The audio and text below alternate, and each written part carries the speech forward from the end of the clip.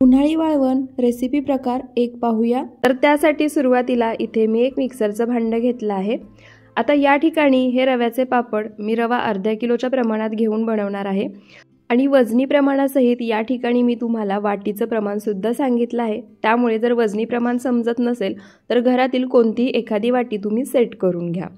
तर या ठिकाणी मी 2 मोठी वाटी इतका बारीक रवा घेतलाय। या ठिकाणी बारीक मोठा कोणताही रवा वापरेल, कारण रवा आपण मिक्सरला फिरवून घेणार आहोत, त्यामुळे मोठा रवा वापरला तरी सुद्धा तो मिक्सरला फिरवल्यानंतर बारीक होईलच।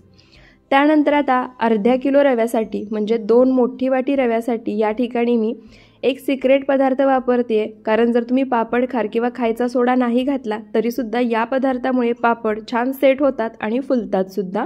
तर इथे मी अर्धा किलो वाटीच्या प्रमाणामध्ये 2 मोठी वाटी रव्यासाठी 5 चमचे आणि वाटीच्या प्रमाणाने घ्याल तर पाव वाटी इतकं गव्हाचं पीठ वापरलं आहे। रवा मोठा किंवा बारीक कोणताही घेतला तरी 5 चमचेच गव्हाचं पीठ वापरायचं आहे। आता हे सर्व साहित्य एकदा मी मिक्सरला फिरवून घेतलं आहे। गव्हाचं पीठ आणि रवा छान एकसारखे मिक्स झाले आहेत आणि थोडेसे बारीक सुद्धा वाटले गेले आहेत। त्यानंतर आता काय करायचं, हे जे पीठ आपण तयार करून घेतलं आहे त्यातील थोडंसं पीठ मी एका बाउलमध्ये काढून घेणार आहे। अर्ध पीठ मी मिक्सरच्या भांड्यामध्ये तसंच ठेवलंय। त्यानंतर आता यामध्ये आपल्याला पाणी घालायचंय। तर या ठिकाणी मी तुम्हाला सर्व साहित्य वाटीच्या प्रमाणामध्ये, अगदी पाणी सुद्धा वाटीच्या प्रमाणामध्ये किती मोजून घ्यायचं ते सांगणार आहे। तर या ठिकाणी 2 वाटी रवा घेतला होता, त्याच वाटीने पाव वाटी गव्हाचं पीठ आणि त्याच वाटीने इथे आपल्याला 2 वाटी पाणी वापरायचं आहे। तर या ठिकाणी पहिली बॅच मिक्सरला वाटून घेताना मी 1 वाटी पाणी घातलं होतं, मिक्सरला फिरवून घेतलं, छान स्मूथ अशी पेस्ट तयार झाली आहे। आता या ठिकाणी मी 2 वाटी रवा घेतला होता, त्याच वाटीने मोजून 2 वाटी रव्यासाठी 2 वाटी पाणी वापरणार आहे। पण मी बारीक रवा वापरलाय, तुम्ही जर मोठा रवा वापरला तर पाण्याचं प्रमाण अर्धी वाटी किंवा एखादी वाटी एक्स्ट्रा लागू शकतं। व्हिडिओमध्ये दाखवली आहे त्यानुसार तुम्ही कन्सिस्टन्सी ॲडजस्ट करून घेऊ शकता।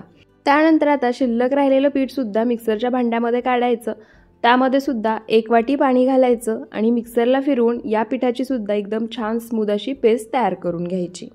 तर इथे राहिलेलं पीठ सुद्धा मिक्सरला फिरवून छान असं वाटून घेतले, एकदम स्मूथ अशी याची सुद्धा पेस्ट तयार झाली आहे। तुम्ही पिठाची कन्सिस्टन्सी या ठिकाणी पाहू शकता, पण अशीच कन्सिस्टन्सी आपल्याला या ठिकाणी ठेवायची नाहीये, तर याच्यापेक्षा आणखी थोडंसं सैलसर हे मिश्रण आपल्याला तयार करून घ्यायचंय।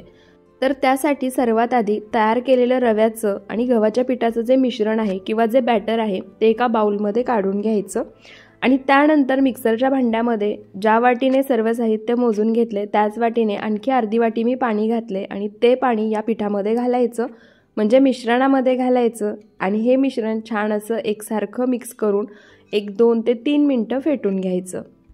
तर यामध्ये आपण पापड खार किंवा खायचा सोडा वापरत नाहीये, त्यामुळे हे मिश्रण 1-2 मिनिटं तरी नक्की एकाच डायरेक्शनमध्ये फिरवून फेटून घ्या। तर या ठिकाणी आपलं हे बॅटर एकदम परफेक्ट तयार झाले। बॅटरची तुम्ही कन्सिस्टन्सी पाहू शकता, छान अशी तयार झाली आहे। यापेक्षा आणखी जर तुम्हाला सैलसर हवं असेल तर आणखी 1-2 ते 3 चमचे पाणी तुम्ही यामध्ये घालू शकता, पण त्याची काहीही गरज नाहीये। त्यानंतर आता यामध्ये आपण राहिलेलं साहित्य घालूया। त्यामध्ये पोहे खायच्या चमच्यानी 2 चमचे जिरे घालायचे, त्याचसोबत 1-2 चमचे चिली फ्लेक्स घालायचे। चिली फ्लेक्स नसेल तर लाल सुक्या मिरच्या खलबत्त्यामध्ये जाडसर कुटून घेऊन 2 चमचे घालू शकता, नसेल घालायचं नाही घातलं तरी चालेल, पण चिली फ्लेक्स घातल्यामुळे पापडांना चव खूप छान येते। सोबतच माझ्याजवळ इथे एक 20 ते 22 कढीपत्त्याची सुकलेली पानं होती, ती सुद्धा मी यामध्ये चुरून घातली आहेत। कढीपत्ता घातल्यामुळे सुद्धा पापडांना चव खूप छान लागते। आणि 2 चमचे या ठिकाणी मी मीठ घालणार आहे। मिठाचं प्रमाण एकदम परफेक्ट आहे, तुम्ही या अंदाजाने मीठ घालू शकता, फक्त पोहे खायचा चमचाच वापरा लहान आकाराचा। त्यानंतर आता हे जे सर्व साहित्य आपण तयार केलेल्या बॅटरमध्ये घातलं आहे ते यामध्ये एकसारखं मिक्स करून घेऊयात, छान एकजीव करून घ्यायचं, म्हणजे मीठ सुद्धा सर्व बॅटरमध्ये छान एकजीव होतं। सोबतच आपण जे साहित्य घातलं आहे ते सुद्धा पूर्ण पिठामध्ये एकसारखं मिक्स होतं। तर इथे सर्व साहित्य या बॅटरमध्ये मी मिक्स करून घेतलं आहे, छान असं आपलं बॅटर तयार झालं आहे, एकदम परफेक्ट। या स्टेपला सुद्धा तुम्ही या बॅटरची कन्सिस्टन्सी पाहू शकता। त्याचसोबत इथे एका बाउलमध्ये मी थंड पाणी घेतलं आहे, तर ही स्टेप सुद्धा तुम्हाला आधीच करून घ्यायची आहे, त्यामुळे पापड बनवायला सुरुवात करण्याआधीच एखाद्या बाउलमध्ये किंवा खोलगट भांड्यामध्ये पाणी घ्या। आता पापड बनवायला सुरुवात करण्याआधी काय करायचं, एखाद्या स्टीमरमध्ये किंवा कढईमध्ये पाणी गरम करायला ठेवायचं। पाण्याला छान उकळी यायला हवी आहे। तर इथे मी स्टीमरचा वापर केला आहे। स्टीमरच्या खालच्या भांड्यामध्ये पाणी गरम करायला ठेवलं आहे। वरचं भांडं ठेवून त्यावरती झाकण ठेवलंय आणि आता मोठ्या आचेवरती या पाण्याला मी छान खळखळून उकळी काढून घेणार आहे। आता हे पाणी गरम होतंय तोपर्यंत आपण पुढची तयारी करून घेऊयात। तर त्यासाठी इथे मी 2 अशा खोलगट डिश घेतल्या आहेत। ज्या डिश घेतल्या आहेत त्या मध्यम आकाराच्या आहेत। बाकी तुम्हाला जेवढ्या आकाराचे पापड बनवायचे आहेत त्यानुसार लहान किंवा मोठ्या आकाराच्या प्लेट तुम्ही वापरल्या तरी सुद्धा चालेल। आता या ठिकाणी ज्या प्लेट घेतल्या आहेत त्याला अजिबात तेल लावायचं नाहीये। तेल न लावता यामध्ये जे आपण मिश्रण तयार करून घेतलं आहे ते सोडायचं, प्लेटमध्ये फिरवून घ्यायचं आणि जेवढं मिश्रण प्लेटला खाली चिटकलं आहे तेवढंच त्यामध्ये ठेवायचं। एक्स्ट्रा जे बॅटर आहे ते आपल्याला अशा पद्धतीने काढून घ्यायचं आहे। तुम्ही पाहू शकता तयार केलेलं जे मिश्रण डिशमध्ये घातलं आहे त्याची एकदम पातळ अशी लेयर डिशमध्ये तयार करून घेतली आहे। सेम याच पद्धतीने जी दुसरी प्लेट आहे त्यामध्ये सुद्धा थोडंसं बॅटर घालायचं। बॅटर पूर्ण प्लेटमध्ये एकसारखं फिरवून घ्यायचं। एक्स्ट्रा जे पीठ डिशमध्ये शिल्लक राहील ते पुन्हा नितळून आपल्याला बाउलमध्ये काढून घ्यायचं आहे आणि याच पद्धतीने आपल्याला सर्व पापड जे आपण बनवणार आहोत त्याचं जे बॅटर आहे ते प्लेटमध्ये घालायचं आहे। सर्व पीठ प्लेटमध्ये एकसारखं पसरवून घ्यायचं। एकदम पातळ अशी लेयर तयार करायची आणि जे एक्स्ट्राचं पीठ शिल्लक राहिलं आहे ते जसं मी व्हिडिओमध्ये दाखवले त्यानुसार बाउलमध्ये काढून घ्यायचं। आता ही जी डिशमध्ये आपण पिठाची एकदम पातळ अशी लेयर दिली आहे तर हे पापड आता आपल्याला स्टीम करून घ्यायचे आहेत। तर इथे पहा मिश्रण डिशमध्ये काढून छान अशी लेयर सेट करेपर्यंत मोठ्या आचेवरती पाण्याला सुद्धा छान खळखळून उकळी आली आहे। आता गॅसचा फ्लेम मीडियम करायचा। पिठाची लेयर दिलेली जी डिश आहे ती या स्टीमरमध्ये ठेवायची, स्टीमरचं झाकण लावायचं आणि फक्त एक 2 ते 3 सेकंद हे आपल्याला स्टीम करून घ्यायचं आहे। 2 ते 3 सेकंदामध्येच छान असं हे पीठ स्टीम होतं आणि आपला पापड तयार होतो। तर इथे एक 2 ते 3 सेकंद झाले आहेत। झाकण काढूया आणि तुम्ही पाहू शकता एकदम परफेक्ट अशी जी लेयर दिली होती ती स्टीम झाली आहे। आता ही डिश लगेच स्टीमरमधून काढायची आणि आपण जे थंड पाणी घेतलं होतं त्या थंड पाण्यामध्ये घालायची। सोबतच जी दुसरी डिश आहे ती सुद्धा स्टीमरमध्ये ठेवायची आणि पुन्हा मध्यम आचेवरती एक 2 ते 3 सेकंद जास्तीत जास्त 4 ते 5 सेकंद स्टीम करून घ्यायची। प्लेट स्टीमरमधून काढल्यानंतर लगेच अशी थंड पाण्यामध्ये घातली की त्याची कुकिंग प्रोसेस थांबते आणि जो पापड आहे तो डिशपासून अगदी सहज वेगळा होतो। तर इथे एक 2 ते 3 सेकंद तयार केलेली पापडाची जी प्लेट आहे ती मी थंड पाण्यामध्ये घालून ठेवली आहे। थंड पाण्यामधून काढायची। त्यानंतर इथे मी एक टूथपिक घेतला आहे। आता या टूथपिकने ही जे पापड आहेत ते आपल्याला प्लेटपासून सुरुवातीला त्याच्या कडा फक्त मोकळ्या करून घ्यायच्या आहेत। कडा मोकळ्या करून घेतल्या की पापडसुद्धा अगदी अलगद आणि सहज डिशपासून वेगळा होतो। तर इथे तुम्ही पाहू शकता पापडाच्या कडा मोकळ्या करून घेतल्यात, पापडसुद्धा प्लेटपासून अगदी सहज वेगळा होतोय। तुम्ही या ठिकाणी पाहू शकता अजिबात हा पापड कुठे सुद्धा तुटला नाहीये, छान गोल आकारामध्ये तयार झालाय। त्याचसोबत याची तुम्ही लेयर पाहू शकता, एकदम पातळ असा पापड तयार झाला आहे। आता हा तयार केलेला पापड आपण एखाद्या प्लॅस्टिक शीटवरती किंवा कॉटनच्या बेडशीटवरती सुकण्यासाठी घालूयात। तर सुरुवातीचे एक 2 ते 3 तास हे पापड मी फॅन खालीच सुकवून घेणार आहे, त्यानंतर उन्हामध्ये घालणार आहे। तर या ठिकाणी मी जी दुसरी प्लेट स्टीम करण्यासाठी ठेवली होती ती सुद्धा छान स्टीम झाली आहे। काढायची, लगेच थंड पाण्यामध्ये घालायची, टूथपिकने त्याच्या कडा मोकळ्या करून घ्यायच्या आणि अगदी अलगद हाताने हा पापड डिशपासून वेगळा करून घ्यायचा। आणि आता राहिलेल्या मिश्रणाचे सुद्धा सर्व पापड मी याच पद्धतीने बनवून घेते। तुमच्याजवळ जर स्टीमर नसेल तर एखाद्या पातेल्यामध्ये किंवा कढईमध्ये पाणी उकळून घेऊ शकता, मोदकाची चाळण त्यामध्ये ठेवायची आणि या पद्धतीने पापड स्टीम करून घ्यायचे। तर इथे मी तुम्ही पाहू शकता सर्व पापड बनवून घेतले आहेत। आता हे पापड एक 3 ते 4 तास मी फॅन खाली सुकवून घेणार आहे। तर इथे एक 3 ते 4 तास झाले आहेत। पापड फॅन खाली मी छान असे सुकवून घेतलेत। वरच्या बाजूने तुम्ही पाहू शकता छान सुकले गेलेत। आता हे पापड आपण पलटी करून घेऊयात। पलटी करायचे आणि त्यानंतर आता हे पापड एक 2 ते 3 दिवस मी छान कडकडीत उन्हामध्ये वाळवून घेणार आहे। तर इथे आजचा 3रा दिवस आहे। पापड तुम्ही पाहू शकता उन्हामध्ये छान खट्ट असे वाळले गेले आहेत। आणि या ठिकाणी तुम्ही पापड पाहू शकता, आपण यामध्ये कढीपत्ता, चिली फ्लेक्स घातलेत, त्यामुळे दिसायलाच किती सुंदर दिसतात। आता हे पापड आपण तळून घेऊयात। तर त्यासाठी गॅसवर छान कडकडीत तेल गरम करून घेतलं आहे। आता पापड तेलामध्ये सोडायचा आणि या ठिकाणी तुम्ही पाहू शकता पापड दुप्पट तिप्पट असा छान फुलला गेलाय आणि तुम्ही पूर्ण व्हिडिओ पाहिलाय। आपण यामध्ये अजिबात पापड खार किंवा खायचा सोडा वापरला नाहीये। त्याचसोबत इथे तुम्ही पापडाचा आकार पाहू शकता, पापड तळण्यापूर्वीचा आकार आणि पापड तळल्यानंतर फुललाय ना दुप्पट तिप्पट आणि छान असा। आता याच पद्धतीने आणखी पापड आपण तळून घेऊयात। प्रत्येक पापड तेलामध्ये सोडला की 1-2 सेकंदामध्ये छान असा फुलतोय, फुलून छान दुप्पट तिप्पट होतोय। आणि हे रव्याचे पापड फक्त 1 वर्ष नाही तर 2 वर्ष आहे असे छान टिकतात, कारण आपण यामध्ये पापड बनवताना एक थेंबभरही तेलाचा वापर केला नाही। त्यामुळे पापड हवाबंद डब्यामध्ये भरून ठेवले तरी सुद्धा याला अजिबात तेलाचा वास येत नाही आणि 2 वर्ष पापड छान टिकतात। त्याचप्रमाणे पापड तळल्यानंतरचा तुम्हाला पुन्हा एकदा आकार दाखवते, पाहताय ना दुप्पट तिप्पट फुललाय। सोबतच या ठिकाणी तुम्ही पापडाचा आवाज सुद्धा ऐका। आणि हे जे रव्याचे पापड आहेत ते अगदी कोणीही जे नवीन शिकणारे आहेत ते सुद्धा अगदी सहज बनवू शकतील, अजिबात बिघडत नाहीत, चुकत नाहीत। मिश्रण जरी अगदी पातळ झालं ना तरी सुद्धा हे पापड आहे असे छान तयार होतात। पापड खाल्ल्यानंतर सुद्धा तुम्ही याचा आवाज ऐकू शकता। तर तुम्ही सुद्धा हे अवघ्या अर्ध्या तासात तयार होणारे, खायला चविष्ट, 2 वर्ष टिकणारे पापड खार किंवा खायचा सोडा न वापरता बनवलेले रव्याचे पापड नक्की बनवून पहा। उन्हाळी वाळवण रेसिपी प्रकार 2 पाहूया। त्यासाठी इथे मी अर्धा किलो इतका साबुदाणा घेतला आहे। तर या ठिकाणी साबुदाणा घेताना लक्षात ठेवा, घेतानाच एखाद्या खोलगट भांड्यामध्ये किंवा पसरट खोलगट भांड्यामध्ये घ्यायचा, का ते पुढे तुम्हाला समजेलच। तर इथे मी एक कढई होती माझ्याजवळ स्टीलची, त्यामध्ये हा साबुदाणा घेतला आहे। आता हा साबुदाणा आपण पाण्याने 2 ते 3 वेळा हलक्या हाताने चोळून स्वच्छ धुवून घ्यायचा आहे।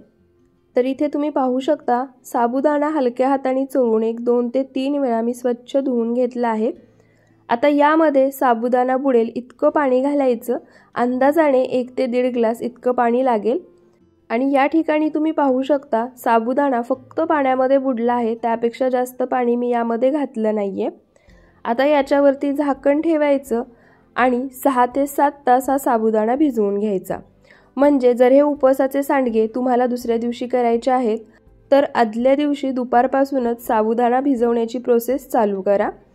आज दुपारचे 12 वाजले आहेत तेव्हा साबुदाणा मी भिजत घातला आहे। आता 6 ते 7 तास हा साबुदाणा आपण भिजवून घेऊयात। तर इथे 7 तास झाले आहेत। दुपारी 12 वाजता हा साबुदाणा मी भिजत घातला होता। आत्ता संध्याकाळचे 7 वाजले आहेत।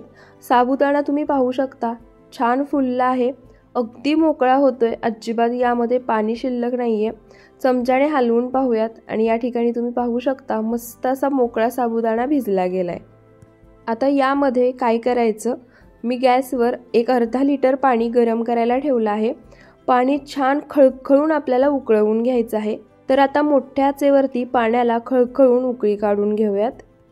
तर इथे तुम्ही पाहू शकता मोठ्या आचेवरती पाण्याला छान खळखळून उकळी काढून घेतली आहे। तर इथे प्रमाण पुन्हा सांगते, अर्धा किलो साबुदाणा घेतला आहे, त्यासाठी अर्धा लिटर पाणी योग्य प्रमाण आहे। आता या ठिकाणी जेवढा जास्त तुम्ही साबुदाणा घ्याल त्यानुसार, म्हणजे 1 किलो साबुदाणा घेतला तर 1 लिटर पाणी वापरा। 250 ग्रॅम म्हणजे 1 पाव साबुदाणा घेतला तर 250 मिली इतकंच पाणी वापरा। आता हे खळखळून गरम केलेलं जे पाणी आहे ते थोडं थोडं करून या साबुदाण्यामध्ये घालायचं आणि साबुदाणा त्यामध्ये मिक्स करून घेत राहायचं। तर इथे पहा लागेल असं थोडं थोडंच पाणी मी घालतीये, सर्व पाणी एकसाथ घातलं नाहीये। तर हे अशा पद्धतीने खळखळून पाणी या साबुदाण्यामध्ये घातलं की साबुदाणा छान फुलतो आणि त्यामुळेच आपण साबुदाण्याचे जे सांडगे बनवतोय ते तळल्यानंतर दाढेला किंवा दाताला चिकटत नाहीत, छान फुलतात आणि खुसखुशीत तयार होतात। आणि जसं मी तुम्हाला आधी सांगितलं होतं सुरुवातीलाच की साबुदाणा भिजवताना एखादं मोठं भांडं किंवा खोलगट कढई किंवा पसरट खोलगट भांडं घ्या, कारण तुम्ही पाहिलं आपण साबुदाणा 7 तास भिजवून घेतल्यानंतर त्यामध्ये आणखी एक्स्ट्रा अर्धा लिटर पाणी घातलं आहे आणि यामध्ये साबुदाणा आपल्याला छान असा भिजवून घ्यायचा आहे। साबुदाणा आणखी फुलणार आहे, त्यासाठी सुरुवातीलाच भांडं घेताना एखादं खोलगट मोठं आणि पसरट घ्या। पाणी घातल्यानंतर तुम्ही पाहू शकता साबुदाणा पाण्यामध्ये पूर्ण बुडालाय। आता पुन्हा कढईवरती झाकण ठेवूयात आणि पुन्हा हा साबुदाणा एक 8 ते 9 तास भिजवून घेऊयात। तर दुपारी 12 वाजल्यापासून दुसऱ्या दिवशीपर्यंत 18 ते 19 तास इतका वेळ हा साबुदाणा भिजवून घ्यायचा आहे। यापेक्षाही 1-2 तास जास्त भिजवला तरी चालेल, पण कमी नाही। तर इथे मी आदल्या दिवशी 12 वाजता हा साबुदाणा भिजत घातला होता। दुसऱ्या दिवशीचे सकाळचे 8 वाजले आहेत। 19 ते 20 तास हा साबुदाणा मी छान भिजवून घेतलाय। तुम्ही साबुदाणा पाहू शकता, एकदम मऊसूद आणि मोत्यासारखा छान फुलला आहे। आता एखाद्या चमच्याने हा साबुदाणा मिक्स करून घेऊयात। मिक्स करताना तुम्ही पाहू शकता साबुदाणा मोकळाही आहे आणि चिटकतोय सुद्धा, म्हणजे साबुदाणा एकदम परफेक्ट असा भिजला गेला आहे। तर इथे हा सर्व साबुदाणा मी मिक्स करून घेतलाय। आता हा साबुदाणा बाजूला ठेवूयात। त्यानंतर इथे मी 1 किलो बटाटे शिजवून त्याची सालं काढून घेतली आहेत। तर इथे सुद्धा प्रमाण लक्षात ठेवा, अर्ध्या किलो साबुदाण्यासाठी तुम्हाला 1 किलो शिजवलेले बटाटे घ्यायचे आहेत। अर्धा किलो साबुदाणा 1 किलो बटाटे एकदम परफेक्ट प्रमाण आहे। त्यानंतर आता इथे मी एक परात घेतली आहे। तर हे बटाटे आपल्याला परातीमध्ये खिसून घ्यायचे आहेत। तुम्हाला जर हवं असेल तर तुम्ही बटाटे हाताने मॅश करून घेऊ शकता, पण अशा पद्धतीने बटाटे खिसून घेतले की ते साबुदाण्यामध्ये एकसारखे मिक्स होतात। सांडगे सुद्धा आपल्याला व्यवस्थित पाडता येतात आणि तळल्यानंतर व्यवस्थित फुलतात सुद्धा। खाताना त्यामध्ये साबुदाणा आणि बटाटा दोन्हीचा फ्लेवर एकसारखा लागतो। तर इथे आता अशाच पद्धतीने राहिलेले शिजवून घेतलेले सर्व बटाटे मी खिसणीने खिसून घेते। तर इथे पहा, सर्व बटाटे मी खिसणीने खिसून घेतले आहेत। आता या खिसून घेतलेल्या बटाट्यामध्ये आपण जो भिजवून घेतलेला साबुदाणा आहे तो सर्व काढून घेऊयात। तर इथे मी सर्व भिजवून घेतलेला साबुदाणा खिसून घेतलेल्या बटाट्यामध्ये काढून घेतला आहे। त्यानंतर आता यामध्ये आपण राहिलेलं सर्व साहित्य घालून घेऊयात। त्यासाठी इथे मी 5 ते 6 लाल मिरची पावडर, त्यानंतर 2 चमचे मीठ आणि 1 मोठा चमचा चिली फ्लेक्स घेतले आहेत। आता या ठिकाणी तुम्ही लाल मिरची पावडर फक्त वापरू शकता। जर लाल मिरची पावडर वापरायची नसेल तर फक्त चिली फ्लेक्स वापरू शकता। तुम्हाला जसं तिखट आवडतं त्यानुसार लाल तिखट चिली फ्लेक्सचं प्रमाण कमी जास्त करू शकता। त्यानंतर आता हे सर्व साहित्य बटाटा आणि साबुदाणा आहे त्यामध्ये एकसारखं मिक्स करून घेऊयात। सर्व साहित्य छान एकजीव करून घ्यायचं आहे। हवं असेल तर मिक्स करून घेताना साबुदाणा थोडाफार मॅश करून घेऊ शकता। तर इथे तुम्ही पाहू शकता सर्व साहित्य आपण छान एकजीव करून घेतलं आहे। मिश्रणाचा तुम्ही रंग पाहू शकता। तर या ठिकाणी मी जे लाल मिरची पावडर, चिली फ्लेक्स आणि मिठाचं प्रमाण सांगितलं आहे ते एकदम परफेक्ट आहे। तरीसुद्धा पुन्हा सांगते, तुम्हाला जसं तिखट आवडतं त्यानुसार तुम्ही हे प्रमाण कमी जास्त करू शकता। तर इथे आपलं उपवासाच्या सांडग्याचं मिश्रण तयार झालं आहे। आता हे सांडगे मी तुम्हाला पाडून दाखवते। तर तुम्ही हे सांडगे अशा पद्धतीने मोठ्या ताटामध्ये पाडून घेऊ शकता किंवा एखाद्या प्लॅस्टिक शीटवरती सुद्धा पाडून घेऊ शकता। मी तुम्हाला इथे हे सांडगे ताटामध्ये आणि प्लॅस्टिक शीटमध्ये दोन्हीवरती करून दाखवणार आहे। तर सुरुवातीला जर तुम्हाला उन्हामध्ये बसायचं नसेल तर अशा पद्धतीने मोठ्या ताटांमध्ये पाडायचे आणि त्यानंतर हे ताट उन्हामध्ये ठेवायचं। जर सकाळी बनवत असाल, जास्त ऊन नसेल तर बाहेर प्लॅस्टिक शीटवरती सुद्धा पाडू शकता। तर इथे थोडंसं मिश्रण हातावरती घ्यायचं आणि अंगठ्याने अशा पद्धतीने थोडं मिश्रण पुढं सारत सांडगे तोडून घ्यायचे। आता याच पद्धतीने राहिलेल्या मिश्रणाचे सांडगे सुद्धा आपण बनवून घेणार आहोत। जर तुमच्या हाताची जळजळ होत असेल तर एखादी पॉलिथिन घ्यायची, म्हणजे तुमच्याजवळ दुधाची पिशवी असेल ती स्वच्छ धुवून घ्यायची, पॉलिथिन पूर्णपणे सुकवायची, त्यामध्ये हे मिश्रण भरायचं, पुढच्या बाजूनी पॉलिथिन कट करायची, कोन करायचा आणि त्याने सुद्धा तुम्ही हे सांडगे पाडून घेऊ शकता। पॉलिथिन किंवा पाइपिंग बॅगने सुद्धा सांडगे पाडले की हाताची जळजळही होत नाही आणि सांडगे सुद्धा एकसारख्या आकाराचे तयार होतात। तर इथे तुम्ही पाहू शकता एका ताटामध्ये मी सांडगे पाडून घेतले आहेत। आता याच पद्धतीने आणखी एका ताटामध्ये मी सांडगे पाडून घेते। तर इथे घरामध्येच 2 ताटामध्ये सांडगे मी पाडून घेतले आहेत। याच पद्धतीने बाहेर उन्हामध्ये प्लॅस्टिक शीटवरती सुद्धा सांडगे मी पाडून घेते। तर इथे तुम्ही पाहू शकता बाहेर उन्हामध्ये प्लॅस्टिक सीटवरती सुद्धा हे सांडगे मी पाडून घेतले आहेत। छान कडकडीत ऊन आहे। आता कडकडीत उन्हामध्येच हे सांडगे आपल्याला याच पद्धतीने 3 ते 4 दिवस सुकवून घ्यायचे आहेत। तर इथे पहा 3 दिवस कडकडीत उन्हामध्ये मी हे सांडगे छान असे वाळवून घेतले आहेत। एकदम मस्त असे सांडगे तयार झाले आहेत। आता तुम्ही सांडग्यांचा आकार पाहू शकता आणि तळल्यानंतर सुद्धा तुम्हाला दिसेल। तर आता हे सांडगे मी तुम्हाला तळून सुद्धा दाखवते। तर त्यासाठी मी गॅसवर आधीच तेल गरम करायला ठेवलं आहे। आता हे सांडगे आपण तळून घेऊयात। तर इथे मी तेल छान कडकडीत गरम करून घेतलं आहे। गॅसचा फ्लेम मीडियम आहे आणि आता एक मूठभर सांडगे मी घेतले आहेत। आता हे सांडगे तेलामध्ये सोडूयात आणि हे सांडगे तेलामध्ये सोडले की काही सेकंदातच तुम्ही पाहू शकता हे उपवासाचे सांडगे छान पॉपकॉर्न सारखे फुललेले तुम्हाला दिसतील। एकदम परफेक्ट असे हे सांडगे फुलले आहेत। सांडगे वाळल्यानंतर मी तुम्हाला त्यांचा आकार दाखवला होता आणि आता सुद्धा तुम्ही त्याचा आकार पाहू शकता। आणि साबुदाणा आपण ज्या पद्धतीने बनवलाय त्यामुळे तळल्यानंतर तुम्ही साबुदाण्याचा सुद्धा आकार पाहू शकता।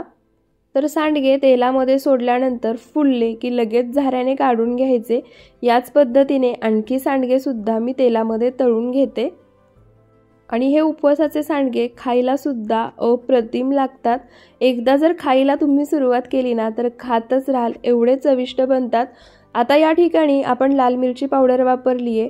तुम्ही लाल मिरची पावडर ऐवजी हिरवी मिरची सुद्धा मिक्सरला बारीक वाटून घेऊन यामध्ये घालू शकता। तर इथे तुम्ही आवाज ऐकू शकता, काय मस्त खुसखुशीत असे हे उपवासाचे सांडगे तयार झाले आहेत। अगदी व्यवस्थित आतपर्यंत तळले गेले आहेत। प्रत्येक साबुदाणा एकदम छान फुललाय। एक उपवासाचा सांडगा मी खाऊन दाखवते, खाताना सुद्धा तुम्ही आवाज ऐकू शकता। परफेक्ट असे हे वर्षभर टिकणारे उपवासाचे सांडगे तयार झाले आहेत। तुम्ही सुद्धा यावर्षी उन्हाळी वाळवणामध्ये हे उपवासाचे झटपट तयार होणारे सांडगे नक्की बनवून पहा आणि कसे झाले ते मला कमेंट करून नक्की सांगा। उन्हाळी वाळवण रेसिपी प्रकार 3 पाहूया। त्यासाठी इथे मी 2 किलो बटाटे शिजवून त्याची सालं काढून घेतली आहेत। बटाटे जास्त शिजवून घ्यायचे नाहीत, 3 ते 4 शिट्ट्या फक्त कुकरच्या करून घ्यायच्या। आता हे बटाटे आपल्याला खिसणीने खिसून घ्यायचे आहेत। त्यासाठी एखादं मोठं भांडं किंवा परात घ्या आणि बटाटे खिसणीने खिसूनच घ्यायचे, मॅश करून घ्यायचे नाहीत। खिसणीने खिसून घेतले की एकसारखे खिसले जातात आणि जेव्हा आपण या आलू स्टिक तयार करू तेव्हा त्या एकसारख्या पडतात, सोऱ्यामध्ये अटकत नाहीत। त्यामुळे बटाटे शक्यतो खिसणीने खिसूनच घ्या। आणि आता याच पद्धतीने राहिलेले जे बटाटे आहेत ते सुद्धा मी खिसून घेणार आहे। 2 किलो बटाट्यांमध्ये भरपूर प्रमाणामध्ये या आलू स्टिक बनवून तयार होतात। बाकी तुम्हाला जेवढ्या प्रमाणामध्ये या आलू स्टिक बनवायच्या आहेत त्यानुसार बटाटे घेऊ शकता। आपण या ठिकाणी फक्त बटाट्यांचाच वापर करणार आहे, दुसरं कोणतंही साहित्य वापरणार नाहीये। आणि आता याच पद्धतीने राहिलेले जे बटाटे आहेत ते सुद्धा आपण खिसून घेऊयात। तर इथे मी सर्व बटाटे खिसून घेतले आहेत, तुम्ही पाहू शकता। त्याचसोबत वाटीमध्ये मी थोडंसं पाणी सुद्धा घेतलं आहे, कारण बटाटा हाताला चिटकतोय। पाणी थोडं थोडं हाताला लावायचं आणि आता हा बटाटा आपण छान एकजीव करून घेऊयात। अगदी पिठासारखं याचं टेक्स्चर झालं पाहिजे, अशा पद्धतीने हा बटाटा हाताने दाबून मिक्स करून घ्यायचा आहे। जर बटाटा हाताला चिटकत असेल तर हात थोडा थोडा पाण्यामध्ये बुडवायचा आणि जसं व्हिडिओमध्ये दाखवले त्या पद्धतीने हा बटाटा आपल्याला एकजीव करून छान असा मळून घ्यायचा आहे। बटाटा खिसून घेतलाय तरी सुद्धा आधीमध्ये जर बटाट्याच्या मोठ्या फोडी लागत असतील तर त्या सुद्धा हाताने लगेच मॅश करून घ्यायच्या। तर इथे हाताला लागेल असं थोडं थोडं पाणी लावून हा बटाटा मी छान असा एकजीव करून घेतलाय, पूर्णपणे मॅश करून घेतलाय। तुम्ही बटाट्याचं टेक्स्चर पाहू शकता। त्यानंतर आता यामध्ये 2 चमचे चिली फ्लेक्स घालायची। आता यामध्ये चिली फ्लेक्स घालणं पूर्णपणे ऑप्शनल आहे, नाही घातलं तरी चालेल किंवा हिरवी मिरची मिक्सरला वाटून घातली तरी सुद्धा चालेल किंवा फक्त मिठाचा वापर केला तरी चालेल। त्याचसोबत या ठिकाणी मी 2 चमचे मीठ घातले। 2 चमचे मीठ यामध्ये एकदम अचूक प्रमाण आहे। आता पुन्हा पाण्यामध्ये हात बुडवायचा आणि पाण्याच्या हातानेच मीठ आणि चिली फ्लेक्स बटाट्यामध्ये आपण एकजीव करून घेऊयात। तर इथे पहा लागेल असं थोडं थोडं पाणी हाताला लावून सर्व साहित्य बटाट्यामध्ये मिक्स केले, छान एकजीव केले। तर या ठिकाणी मी तेलाचा वापर अजिबात केला नाहीये। जर बटाटा हाताला चिटकत असेल तर सरळ पाणी लावायचं आणि पाण्याच्या हाताने हा बटाटा मिक्स करून घ्यायचा। त्यानंतर आता इथे मी सोऱ्या घेतलाय। सोऱ्यामध्ये जी पापडीची चकती असते ती लावून घेतली आहे। जी खरबडीत बाजू असते ती बाहेरच्या बाजूला करायची, प्लेन बाजू आतल्या बाजूला करायची आणि ही चकती आपण या साच्याला लावून घेऊयात। चकती साच्याला लावून घेतली की फक्त पहिल्या वेळी हा साचा तेलाने ग्रीस करून घ्यायचा, म्हणजे साच्याला आतल्या बाजूनी तेल लावून घ्यायचं। एक बॅच आपण स्टिक तयार करून घेतल्या की त्यानंतर अजिबात सोऱ्याला आतल्या बाजूनी तेल लावायचं नाही।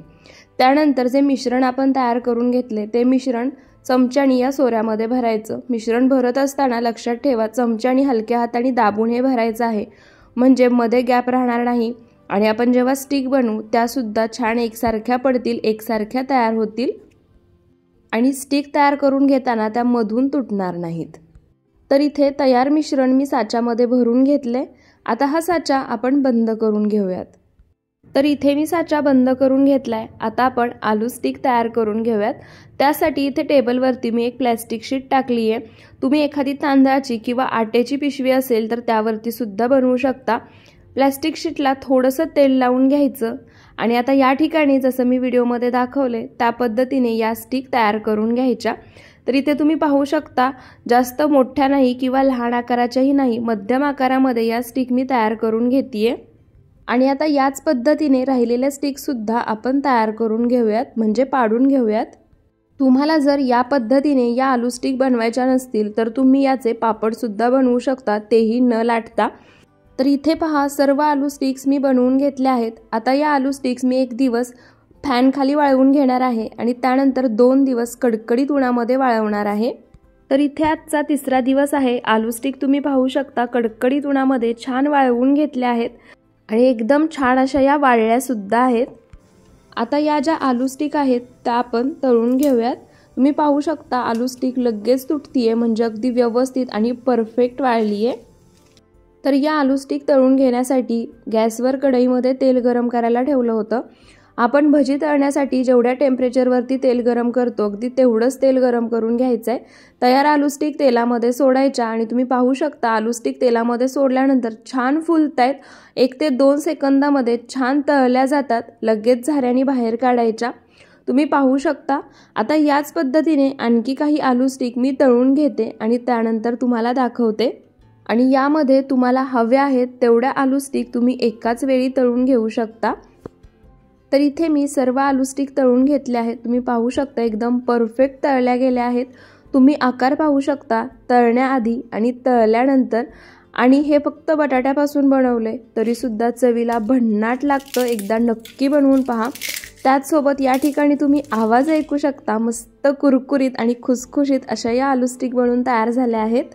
आणि आपण यामध्ये हा पदार्थ बनवण्यासाठी अजिबात तेलाचा वापर केला नाहीये, त्यामुळे 1 वर्ष काय 2 वर्ष सुद्धा हे आलू स्टिक आहे असे छान टिकतात। अजिबात याला तेलकट वास लागत नाही आणि चवीला म्हणाल तर भन्नाट प्रतिम लागतात।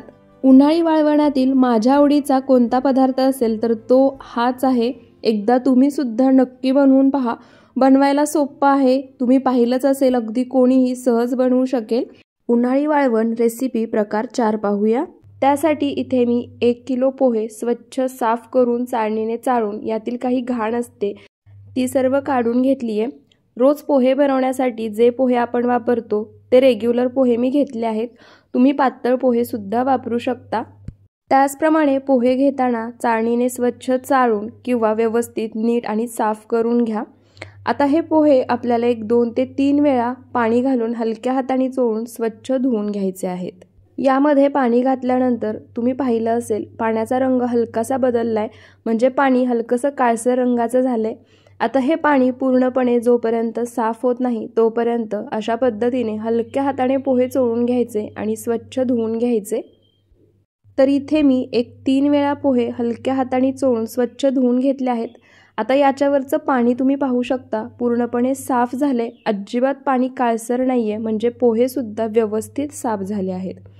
आता काय करायचं, यामध्ये जे पाणी आहे ते असंच पोह्यांमध्ये ठेवायचं। एक चाळण घ्यायची, चाळणीखाली एखादं ताट घ्यायचं, म्हणजे आपण पोहे काढले की त्यामध्ये काही पाणी राहिलं असेल तर ते सुद्धा निथळून खाली ताटामध्ये जमा होईल। आणि त्यानंतर आता जसं मी व्हिडिओमध्ये दाखवते त्या पद्धतीने थोडे थोडे पोहे पाण्यामधून काढून हातामध्ये घ्यायचे आणि हाताने दाबून त्यातील सर्व पाणी आपल्याला पिळून काढायचे।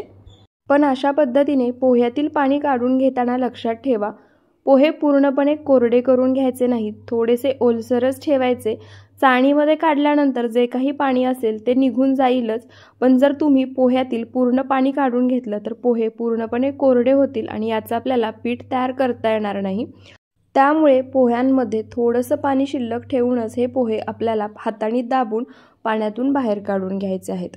आणि आता याच पद्धतीने जे बाकीचे राहिलेले पोहे आहेत त्यातील सुद्धा सर्व पाणी मी काढून घेते। तर इथे तुम्ही पाहू शकता सर्व पोहे मी पाण्यामधून काढून घेतले आहेत। पोहे छान असे भिजलेत, सॉफ्ट झाले आहेत। त्याचप्रमाणे पोहे चाळणीमध्ये काढून घेतले होते, त्यामुळे जे काही एक्स्ट्रा पाणी होतं ते सुद्धा ताटामध्ये खाली जमा झालं असेल। त्यानंतर एखादं खोलगट भांडं किंवा मोठी परात असेल तर ती घ्यायची। माझ्याजवळ ही खोलगट आणि मोठी कढई होती, ती मी घेतली आहे। त्यामध्ये आता हे सर्व भिजवून घेतलेले पोहे आपण काढून घेऊयात। तर या ठिकाणी शक्यतो जेवढं मोठं भांडं वापरता येईल तेवढं मोठं वापरा, म्हणजे हे जे आपण पीठ तयार करणार आहे ते व्यवस्थित तयार करता येईल, मळून घेता येईल। तर इथे मी सर्व पोहे या कढईमध्ये काढून घेतले आहेत। या ठिकाणी आपण 1 किलो पोह्याच्या प्रमाणामध्ये ही वर्षभर टिकणारी उन्हाळी वाळवणातील पोह्याची चकली बनवतोय। आता पोहे कढईमध्ये काढून घेतले की हाताने जोर देऊन सर्व पोहे आपल्याला मॅश करून घ्यायचे आहेत। या ठिकाणी तुम्ही अशा पद्धतीने पोहे भिजवून घेतले की तुम्हाला मिक्सरची सुद्धा गरज नाही, अगदी हातानेच हे पोहे व्यवस्थित आणि एकसारखे मॅश होतात। तर इथे मी सर्व पोहे एकसारखे मॅश करून घेतले आहेत। छान असं आपलं पीठ तयार झालं आहे, तुम्ही पाहू शकता हातानेच पोहे एकदम परफेक्ट आणि एकसारखे मॅश झाले आहेत। त्यानंतर आता यामध्ये राहिलेलं साहित्य आपण घालून घेऊयात। त्यासाठी सर्वात आधी एक मोठा चमचा मीठ घालायचं, त्यासोबतच इथे मी 2 चमचे जिरे घालणार आहे। तुम्ही तुमच्या आवडीनुसार यामध्ये कढीपत्ता किंवा बारीक चिरलेली कोथिंबीर सुद्धा घालू शकता। आणि एक मोठा चमचा मी चिली फ्लेक्स घेतले आहेत। चिली फ्लेक्स ऐवजी तुम्ही हिरवी मिरची वाटून घातली तरी सुद्धा चालेल। त्यानंतर आता हे सर्व साहित्य आपण एकसारखं मिक्स करून घेऊयात। आपण जे हे पोह्याचं पीठ तयार करून घेतलं आहे त्यामध्ये हे सर्व साहित्य आपल्याला एकजीव करायचं आहे आणि छान असं हे पीठ मळून पिठाचा गोळा तयार करून घ्यायचा आहे। तर या ठिकाणी एका छोट्या वाटीमध्ये मी थोडंसं पाणी घेतलं आहे। आता लागेल असं थोडं थोडं पाणी यामध्ये घालायचं आणि हे पीठ आपल्याला मळून घ्यायचं आहे। जास्त पाण्याचा वापर करायचा नाहीये, जास्तीत जास्त 8 ते 9 चमचे इतकंच पाणी वापरायचं आहे, त्यापेक्षा जास्त नाही। 8 ते 9 चमच्यापेक्षा कमी सुद्धा लागू शकतं किंवा तेवढंच एकदम परफेक्ट आहे। आता लागेल असं थोडं थोडं पाणी घालूयात आणि पिठाचा छान असा गोळा तयार करून घेऊयात। तर या ठिकाणी मी लागेल असं थोडं थोडं पाणी घालून छान असं पीठ मळून घेतलंय। पिठाची तुम्ही कन्सिस्टन्सी पाहू शकता आणि जेवढं मी या वाटीमध्ये पाणी घेतलं होतं, एक 8 ते 9 चमचे तितक्यामध्येच हे पीठ छान असं मळून झालंय। त्यानंतर इथे आता साचा घेतलाय।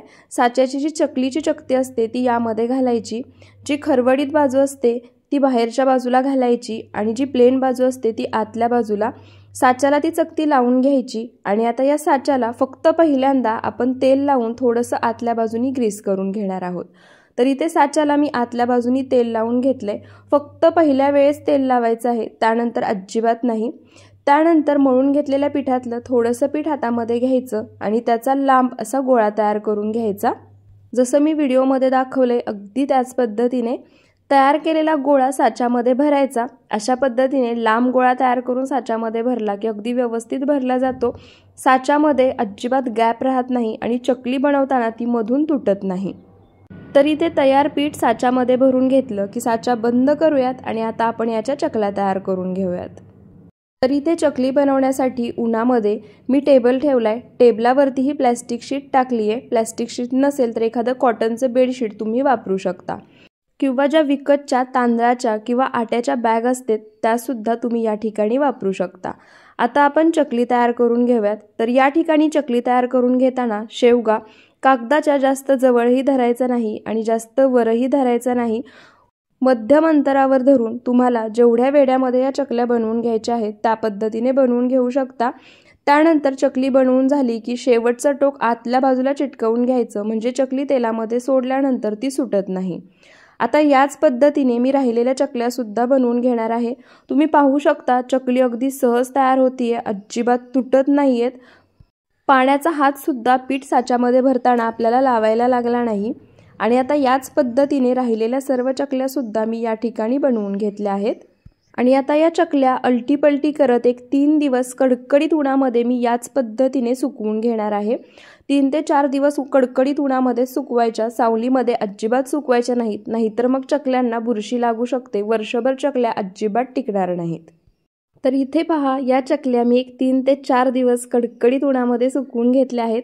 चकल्या एकदम छान सुकल्या आहेत, परफेक्ट अशा तयार झाल्या आहेत। तुम्ही पाहू शकता अजिबात तुटल्या नाहीयेत किंवा या चकल्यांचे तुकडे पडलेले नाहीयेत।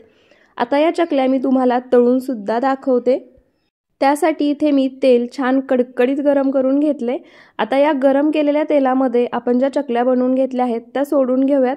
चकल्या तेलामध्ये सोडल्यानंतर तुम्ही पाहू शकता लगेच वरती आल्यात आणि छान दुप्पट तिप्पट फुलल्या आहेत। तेलात चकली सोडण्यापूर्वी सुद्धा तुम्ही चकलीचा आकार पाहिला असेल आणि चकली तळल्यानंतर सुद्धा तुम्ही आकार पाहू शकता। फक्त या ठिकाणी लक्षात ठेवा, ही पोह्यांची चकली तळून घेताना तेल छान कडकडीत गरम करून घ्यायचं आहे।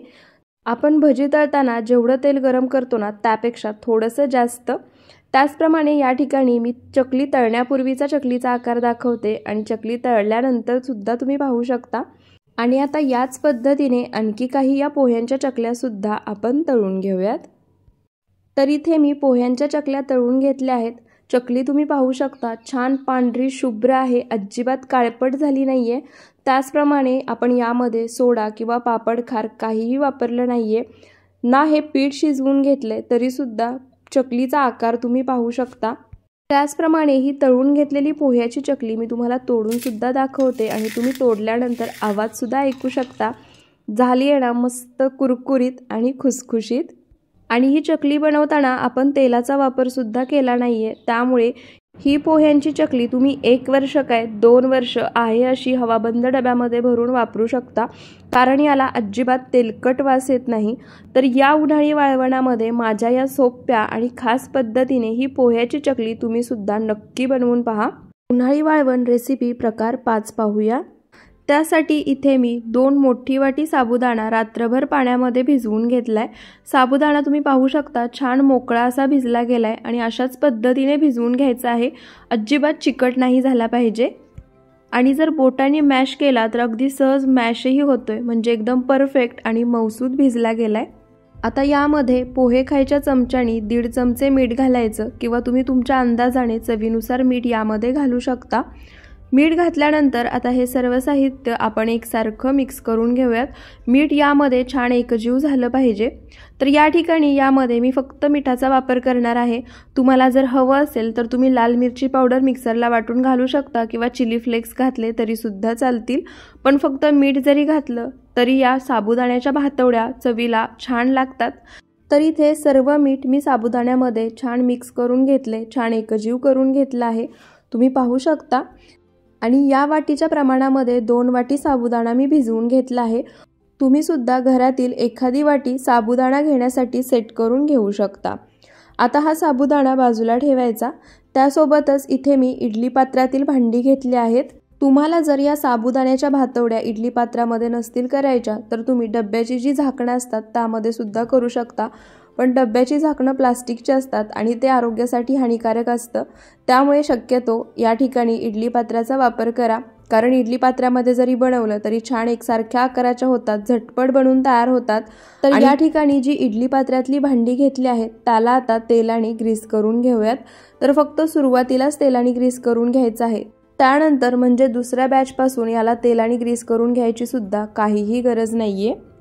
इडली पात्राच्या भांड्याला तेलाने ग्रीस करून घेतलं की आता जसं मी व्हिडिओमध्ये दाखवतेय त्या पद्धतीने जो भिजवून घेतलेला साबुदाणा आहे तो थोडा थोडा यामध्ये घालायचा। एकदम पातळ अशी लेयर सेट करायची आहे, जास्त जाडसर नाही।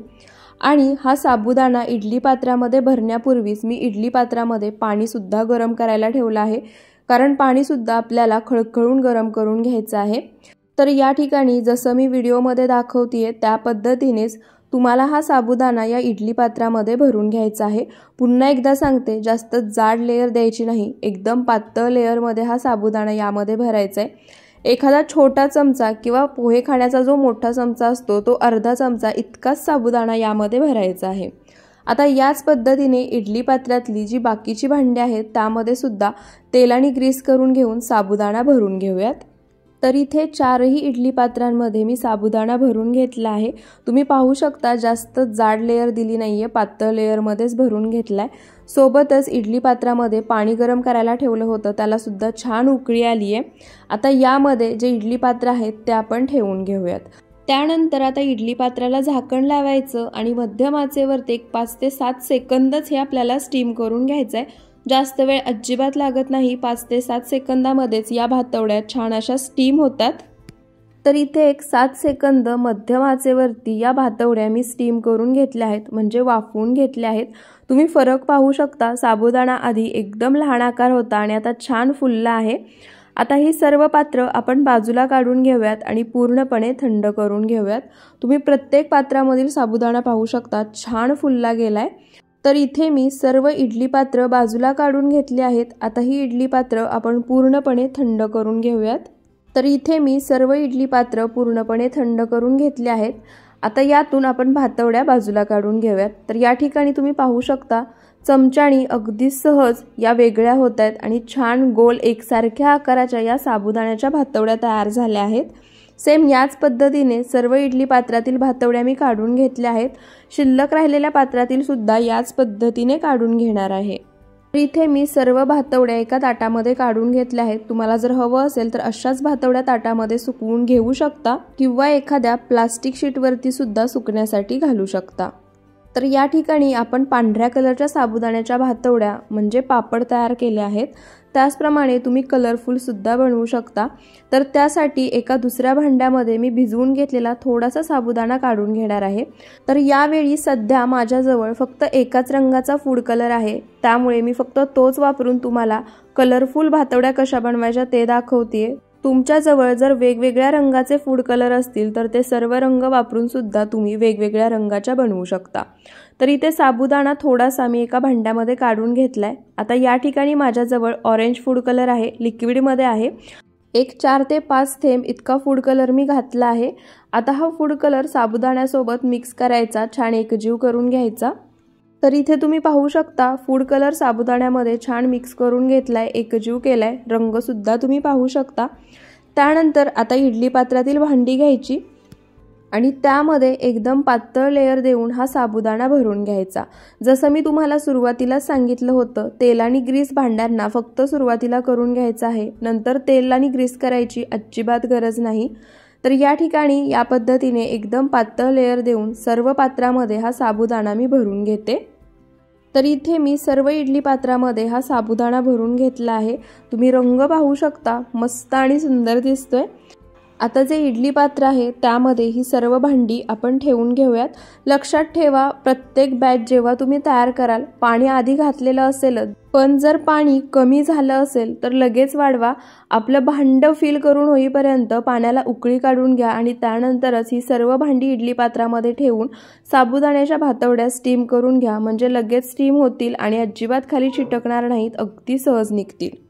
तर आता या भातवड्या सुद्धा आपण एक 5 ते 7 सेकंद मध्यम आचेवर स्टीम करून घेऊयात। तर इथे 5 ते 7 सेकंद झाले आहेत, झाकण काढूया आणि हे सुद्धा तुम्ही पाहू शकता, भातवड्यांना रंग सुंदर आलाय, त्याचसोबत साबुदाणा छान फुलला गेलाय। आता हे सर्व आपण बाजूला काढूयात आणि पूर्णपणे थंड करून घेऊयात। तर या ठिकाणी ही पात्र सुद्धा पूर्णपणे थंड झाली आहेत। आता या भातवड्या सुद्धा आपण यामधून काढून घेऊयात। तुम्ही पाहू शकता, या बॅचला आपण भांड्यांना अजिबात तेल आणि ग्रीस करून घेतलं नव्हतं, तरी सुद्धा प्रत्येक भातवडी तुम्ही पाहू शकता चमच्याने अगदी सहज भांड्यापासून वेगळी होतीये आणि छान एकसारख्या आकारामध्ये तयार झाल्या आहेत। आता या कलरफुल भातवड्या सुद्धा सर्व मी ताटामध्येच काढून घेणार आहे। तर इथे मी या सर्व भातवड्या ताटामध्ये काढून घेतल्या आहेत। आता या भातवड्या एखाद्या प्लास्टिक शीटवरती मी सुकण्यासाठी काढून घेणार आहे। कडकडीत उन्हामध्ये 3 ते 4 दिवस या भातवड्या आपल्याला छान अशा सुकवून घ्यायच्या आहेत। तर इथे तुम्ही पाहू शकता, एक 4 दिवस या भातवड्या मी उन्हामध्ये सुकवून घेतल्या आहेत, छान अशा सुकल्या आहेत। तुम्ही रंग, आकार सुद्धा पाहू शकता, सर्व भातवड्या छान एकसारख्या आकारामध्ये तयार झाल्या आहेत। आता या भातवड्या मी तुम्हाला तळून सुद्धा दाखवते। तर त्यासाठी तेल एकदम कडकडीत गरम करून घ्यायचं आहे। कडकडीत गरम केलेल्या तेलामध्ये भातवडी सोडायची आणि या ठिकाणी तुम्ही पाहू शकता, भातवडी तळल्यानंतर छान दुप्पट तिप्पट फुलतीये। कारण साबुदाणा आपण छान मऊसूद होईपर्यंत भिजवून घेतला होता। सोबतच भातवड्या वाफवून घेताना सुद्धा तुम्ही पाहिलेलं साबुदाणा छान फुलला होता। आता याच पद्धतीने आणखी काही भातवड्या मी तळून घेते, पण त्याआधी तुम्ही याचा आकार पाहू शकता। न तळलेली भातवडी आणि तळल्यानंतरचा आकार यामध्ये तुम्हाला फरक समजलाच असेल। पुन्हा एकदा दाखवते आणि आता याच पद्धतीने आणखी काही भातवड्या तळून घेऊयात। तर इथे मी या भातवड्या तळून घेतल्या आहेत। तुम्ही पाहू शकता मस्त छान दुप्पट तिप्पट फुलल्या आहेत आणि बनवायला तर तुम्ही पाहिलंच असेल अगदी कोणीही बनवू शकेल इतक्या बनवायला सोप्या आहेत। इडली पात्रामध्ये एका वेळेला 16 या भातवड्या अगदी सहज बनून तयार होतात। त्याचसोबत या ठिकाणी तुम्ही आवाज ऐकू शकता, तळल्या गेल्यात ना मस्त कुरकुरीत आणि खुसखुशीत अशा या भातवड्या। तर या उन्हाळी वाळवणामध्ये उपवासासाठी या भातवड्या तुम्ही सुद्धा नक्की बनवून पहा। तर इथे 5ही प्रकारचे आपले उन्हाळी वाळवणाचे पदार्थ बनून तयार झाले आहेत। यातील तुम्हाला कोणता पदार्थ सर्वात जास्त आवडला ते कमेंट करून नक्की सांगा। व्हिडिओ आवडला असेल तर जास्तीत जास्त शेअर करा, व्हिडिओला लाईक करायला विसरू नका आणि अशाच रेसिपीजसाठी आपल्या सरिताज किचन मराठीला सबस्क्राईब नक्की करा। पुन्हा भेटूयात अशाच रेसिपी व्हिडिओसोबत। व्हिडिओ शेवटपर्यंत पाहिल्याबद्दल खूप खूप धन्यवाद।